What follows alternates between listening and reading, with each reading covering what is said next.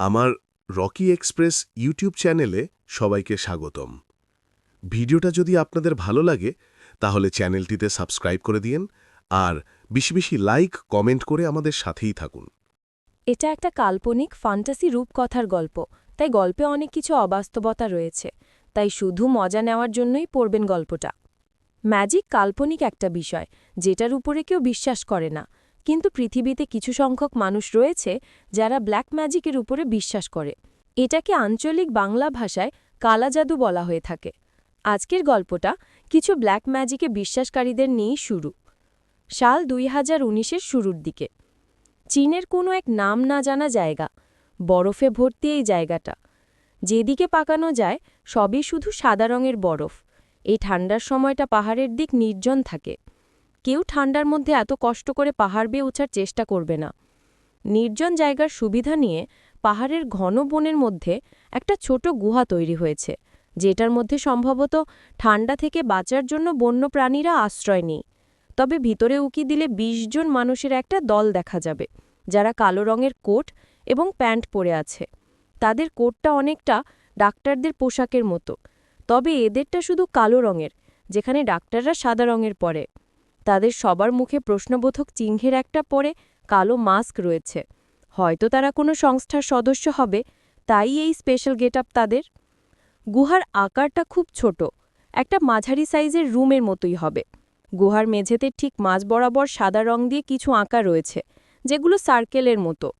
তবে এমন সার্কেল জ্যামিতির মধ্যেও হয়তো দেখা যায় না। সার্কেলের মাঝখানে ১০ জন বসে আছে, যারা মুখে মুখে কিছু একটা বলছে। খুব আস্তে বলায় শোনা যাচ্ছে না তারা কি বলছে। তবে বাকি ১০ জন তখন খুব মারাত্মক একটা কাজ করল। সার্কেলের মধ্যে বসে থাকা ১০ জনের গলা কেটে দিল দাঁড়িয়ে থাকা ১০ জন, যেটার দ্বারা পুরো গোল সার্কেলের মধ্যে ব্লাডে ভরে গেল। পুরো গুহার মধ্যে ব্লাডের গন্ধে ভরে গেল। এই দৃশ্য কেউ দেখলে হয়তো সাথে সাথে সেন্সলেস হয়ে যেত, কিংবা হার্ট অ্যাটাকই করতে পারত। গোল সার্কেল, যেটা পুরোটা একটা ব্লাডের পুকুর হয়ে গিয়েছে এখন, সেটা আস্তে আস্তে কাঁপতে লাগলো এখন। হয়তোবা সেটা থেকে একটা মাছি লাফ দেওয়ার অপেক্ষায় আছে। হয়তোবা এটা বলাও ঠিক হয় নাই, কারণ ব্লাডের মধ্যে থেকে একটা মাছি বেরিয়ে আসলো। অবশ্য মাছ বললে ঠিক হবে না, এটা একটা অর্ধ মাছ, যেটাকে মারমেড বলা হয়, বাংলায় যেটা জলপরী। তবে সাধারণ জলপরীর থেকে এটা অনেকটা ভিন্ন।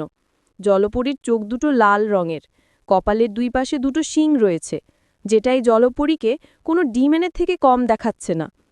সার্কেলের মধ্যে ব্লাডের উপরে জলপরী তার লেজের উপরে ভর করে দাঁড়িয়ে রইল এবং ভয়ঙ্কর একটা হাসি দিল। সবাই তাকিয়ে রইল সেদিকে। কালো মাস্ক পরা লোকগুলোর মুখ থেকে কোনো কথাই বের হচ্ছিল না, কারণ তাদের সামনের এই বস্তু, যেটার শরীর থেকে মারাত্মক একটা এনার্জি বের হচ্ছিল, যেটার মধ্যে শ্বাস নেওয়ায় কষ্ট হচ্ছিল তাদের। একটু পূর্বের ১০ জন যারা মারা যায় এই ডিমেনকে এখানে আনার জন্য, তাদের সকল স্মৃতি এখন জলপরীটার মধ্যে রয়েছে। তাই এই জায়গা সম্পর্কে তার সাধারণ একটা ধারণা হয়েছে, যেটা তার কাজের জন্য যথেষ্ট। সে মুখ খুলল।